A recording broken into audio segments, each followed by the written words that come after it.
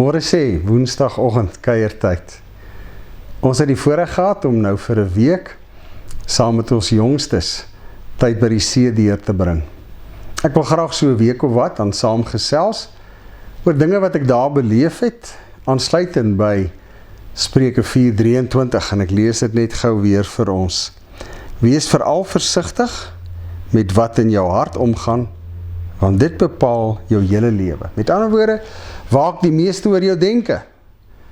Die boodskap sê, want dit bepaal die koers van jou lewe.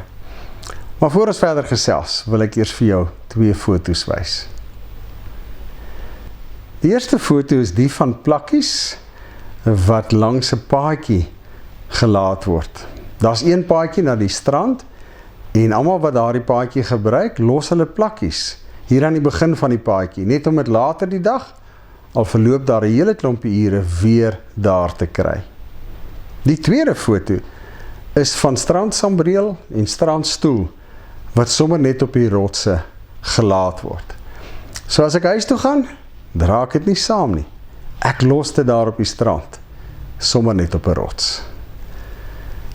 Die 2 beelde wat ek met jou gedeel het, het ek nou eerstehands beleef en dit het regtig my gedagtes baie aan die gang gesit en ek het dit wat ek daar beleef het probeer verwoord vir myself. En ja, ek het een ding besef, dis sprekend van sommige fasette van my en jou lewe. Ons almal het so 'n kringetjie van vertrouelinge. Dit kan my kollegas wees, dit kan my vriendekring wees, dit kan my familiekring wees, en ons almal stap in 'n sekere sin in hierdie vertrouenskring dieselfde pad. Kom ons sê hierdie paadjie na die see. Ons almal laat voetspore op hierdie pad, en dis vir my die simboliek van hierdie plakkies wat langs hierdie paadjie lê. Dis die voetspore van elkeen wat jy op die strand sal aantref. Maar daar is ietsie meer. Daar's 'n onderliggende vertroue. Ek los my plakkies hier, want ek vertrou dat die saam met wie ek in hierdie kringetjie is op die strand, sal nie my plakkies vat nie. En daai vertroue leef ek uit as ons daar saam is, om ten aanskoue van almal, my strandstoele, my strandsambrele, as ons maatjies gebruik, om dit alles net op 'n klip te sit, al die strandspeelgoed, en dit te los, letterlik vir die week. Jy gaan na maandag, sit dit neer, vat dit Vrydag, as jy die laaste keer strand toe gaan. Maar wat gebeur? Vertroue moet iewers ontstaan. En dit is wat hier in Spreuke dan ook vir my opgeteken staan, 4:23. Hier in my denke vorm vertroue. Die paadjie wat ek stap, die wat ek mede deel, die vertroue lê hier. En ek moet waak wat ek toelaat hier in my denke. Uiteraard, my beroep, ek hanteer baie vertrouensgroepies, verhoudings wat skeef geloop het. Die hartseer is 95% van daardie vertrouensbreuke wat ontstaan, se aanleiding was totaal onverstaan en buite konteks aangehaal of wat ook al.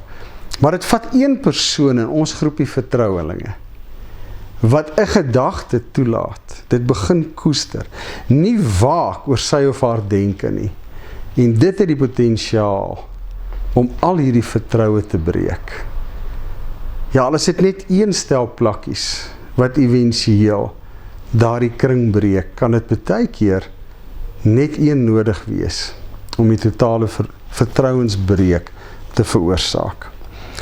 So ja, ek en jy, as ons hierdie gedeelte lees in Spreuke, moet ons opnuut besef, die erns wat die Here ook met hierdie gedagte het, en met my en jou deur die Spreuke skrywer dan gedeel het. Daar's een faset van ons lewe, waaroor ons elke dag 24 uur moet waak. Dis ons denke. Want dis die maklikste manier vir die vyand, om toegang te kry in my en jou lewe. En waar is die beste en die, ek wil amper sê die seerste plek, om my en jou vreugde te kom steel, en onvrede te bring? Juis in ons vertrouenskringe, of het 'n kollega kring is, 'n vriendekring, 'n familie. As daar inbraak gemaak word in een se denke, iets geplant word wat soms totaal buite konteks was of gewoon onwaar was, maar daardie persoon koester dit en waak nie oor sy of haar denke nie, kan dit die einde wees van daardie vertrouenskring. Mag ons iets leer uit die plakkies en die strandstoele en sambrele wat op die rotse lê. En mag ons die woord, die stem van die Here hoor as hy sê, waak allereers oor jou denke, my kind.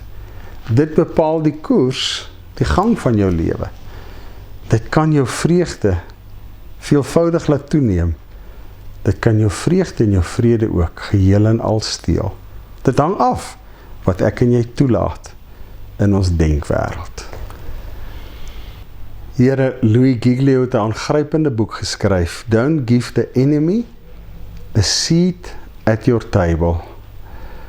En iets daarvan, Here, staan hier in Spreuke 4:23. Moenie die Satan toelaat om een enkele gedagte in jou lewe, in jou verstand te plant, wat die potensiaal het om jou vreugde en jou vrede te steel nie. Here, mag U Gees ons lei om daardie gedagtes onmiddellik nie net raak te sien, Here, maar dit te ban uit ons wêreld van denke, sodat dit nie die koers van ons lewens op 'n slegte manier beïnvloed nie. Amen. Uitdaging vir die week. Ja, hierdie gaan nie 'n lekker een wees nie, ook nie vir my nie.